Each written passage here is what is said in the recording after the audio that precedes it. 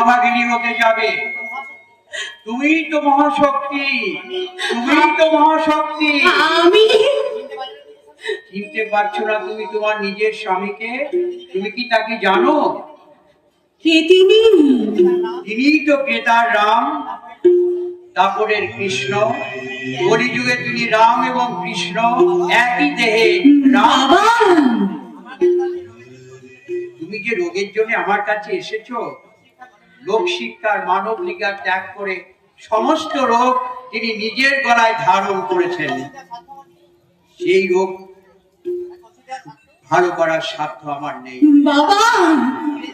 সে রোগ সাধ্য করার ক্ষমতা আমার নেই বাবা। ফিরে যাও, তুমি ফিরে যাও, তুমি ফিরে যাও, তুমি ফিরে যাও।